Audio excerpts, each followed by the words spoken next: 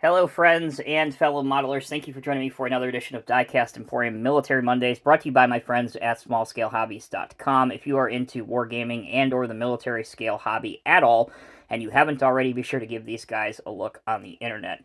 Subject of today's video is the U.S. Army's UH-72 for utility helicopter Lakota. So this is a relatively new addition to the United States military arsenal in terms of aircraft. The Eurocopter, which is now Airbus UH-72 Lakota, is a twin-engine helicopter with a single four-bladed main rotor. The UH-72 is a militarized version of the Eurocopter EC-145, built by American Eurocopter, which is now, as I just said, Airbus Helicopters Incorporated, a division of Airbus Group Incorporated. Other than utility transport, the Lakota can be configured for medical evacuation, as you see here. It can also be used as a light observation aircraft and a light attack aircraft, depending on whatever the mission parameters would call for. It is used by the United States Army, the United States Navy, and most notably, it is used by the United States Army National Guard. Alright, that's a little bit of info about the real UH-72 Lakota. Let's now talk about the model. This is a plastic model kit that you must assemble. It is by Airpower87, which is a division of Arsenal M. We talk about this all the time, but there are not very many aircraft in 187 scale, at least of the military variety. So it's always nice when we get a chance to see one of these on Military Mondays. As for the box that the model comes in, we will move the model just for a moment and bring the box in. We'll zoom out a bit. There's the box. So it's a pretty large box. You can see UH-72 Lakota, Airpower, detailed plastic kits of 187. Here's your article number if you need that. There's what the bottom looks like. And here's what the back looks like, which really there isn't a whole lot to write home about. Quickly, we'll look at the instructions as we go over that.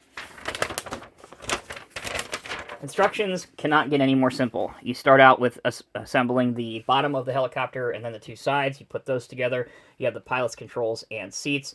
You then move on to the skids or the landing gear and then the tail rotor section, the assembly. Finally, you put the main rotor blades up on top, or as an alternative option, you can put the blades standing by themselves. They actually do include these two stands if you don't want them on the helicopter, or if you're putting the helicopter on a lowboy or a flat car for transport. The back of the instructions have the decal placement and layout, which is helpful if you want to know where some of the decals go. Speaking of, these are the decals that come with the model. I put different decals on mine, but this is the decal sheet. So you do have several red crosses here. These down here that my thumb is partially covering, that's the Army National Guard logo. Here you have the flight controls. And then you have various different U.S. Army and vehicle identification numbers that you can put on your helicopter if you want. Okay. Bringing the model back in now. I have to say this build went together pretty easily. I didn't have too many issues or too many problems or workarounds I had to do with this.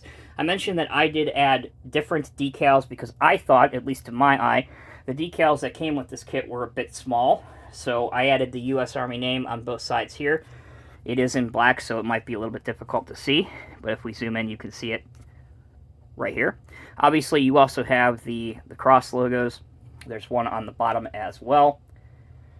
And then the blades, I did paint in NATO black, as I did the skids.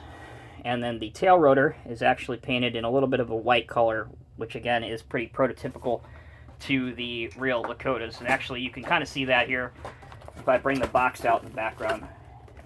You can kind of see that if you look at the back right here. So there you go. Very quick edition this week, but this is a pretty fun model to do. You can definitely buy a couple of different ones of them if you want to from Small Scale Hobbies, and do one as a medical evacuation, one as a light observation, and even one as a attack helicopter if you want to. The link for the kit will be down in the video's description, and they retail for $21.99 as of the time that I am filming this review. So I feel like that's pretty good value considering what you get out of it.